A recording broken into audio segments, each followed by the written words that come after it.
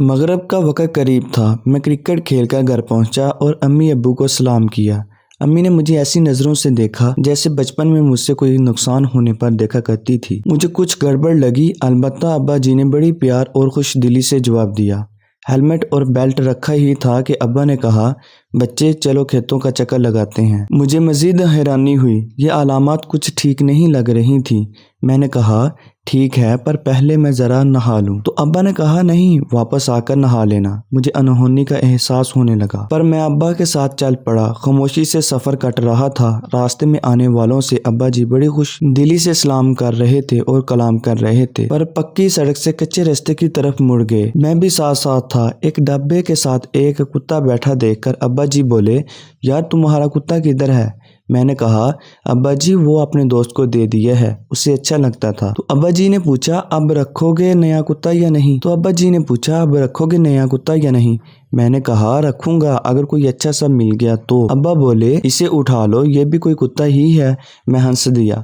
ابا جی یہ بے نسل کتا ہے، میں کیوں رکھوں؟ ابا ہنس دیے اور بولے، کیا فرق ہے اصلی بے نسلی میں؟ وہ بھی بھونکے گا اور یہ بھی بھونک لیتا ہے، شاید اس کی بھونک اچھی ہو۔ میں نے کہا کہ ابا جی بھونک تو نہیں دیکھنی، بہت کچھ دیکھنا ہوتا ہے۔ اب دیکھیں گے ٹھہرے گلی کے آوارہ کتے، ہر چیز میں منہ مارنے والے۔ اپنا کتا دیکھا ہے، کبھی گھر کے اس حصے میں نہیں آیا، کبھی کسی برتن میں منہ نہیں مارا، کبھی ایسا نہیں ہوا کہ کوئی کھلا برتن پڑا ہو اور اس نے منہ مارا ہو، کسی کا لباس تک کبھی ناپاک نہیں کیا۔ ابا ہنس دیے اور بولے، بیٹا کچھ باتیں کتوں اور انسانوں میں ایک جیسی ہوتی ہیں، پر شرط یہ ہے دونوں نسلی اور خاندانی ہوں۔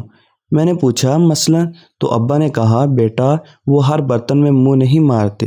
پھر بولے، تمہیں یاد ہے ایک دفعہ گائے کا دودھ نکال کر میں نے یوں ہی رکھ دیا تھا اور وہ ایک آوارہ کتا باڑ پھلانگ کر اندر آ گیا اور تمہارے والے کتے نے اسے مارا تھا؟ میں نے کہا، جی ابا۔ تو ابا بولے، بیٹا ہمارے خاندان، گلی محلے اور گاؤں کی لڑکیاں جو اسکول کالج پڑھتی ہیں، یہ سب کھلا برتن ہی ہیں۔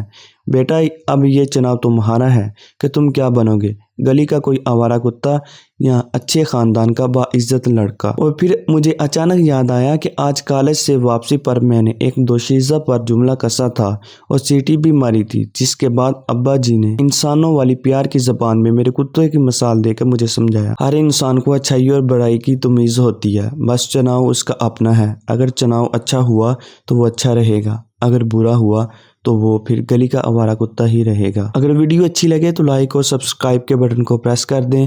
مزید اخلاقی اور اردو کی کہانیوں کے لیے ہمارے چینل کو سبسکرائب لازمی کیجیے گا۔